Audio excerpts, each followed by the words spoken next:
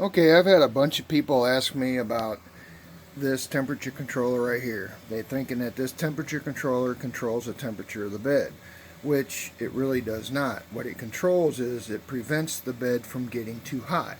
So when you're using an AC bed and you have a solid state relay in here, your main board controls your solid state relay. Okay? But if this relay fails 999 times out of 1,000, it's going to fail shorted. So it's going to run uncontrollably on. It's not going to shut off. The main board will lose control. Now, yes, the main board will pick up that is overtemping and the main board will shut down, but it's already lost control of the solid state relay because it's shorted out.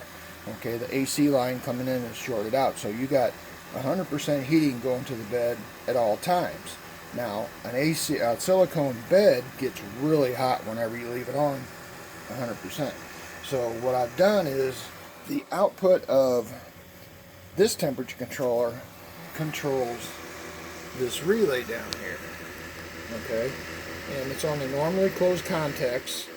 The AC going to the bed goes through that relay, goes through the solid state relay, and then goes up to the bed to heat the bed. So this temperature controller on the front doesn't do anything until it reaches the temperature I have set on the bottom, which is 100. Because I usually don't run anything over 100 degrees, and I can adjust that if I need to. So what will happen is if the solid state relay shorts out and that temperature goes crazy, this will shut off the AC power to the bed, and it'll hold it there until I can get home and shut it off. So what that actually does is it prevents my house from burning down. And if you're buying these solid state relays off of Amazon, you're at a high risk, because I've tried a couple of them off of there and they fail within a few months. They're garbage. Unless you buy something that's quality like these Critums almost never fail. I work in a plastics factory and there's thousands of these relays in this factory. And all the Critums, you might have 1 out of 10,000 fail once every several years. So they are very reliable as long as you're not overpowering them. So I got this one way overpowered.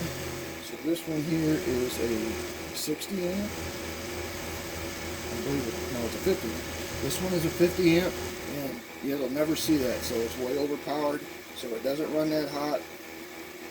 And it's on a heat sink, so that'll help prevent it. If you're not running the heat sink on your solid state relay, you're making a big mistake. So that's what this temperature controller is in a nutshell. It's basically to prevent my house from burning down in case the solid state relay fails. It's just kind of like insurance. So if you don't have that on, if you got an AC bed and you don't have that on your printer, you're at risk. You might want to look into it.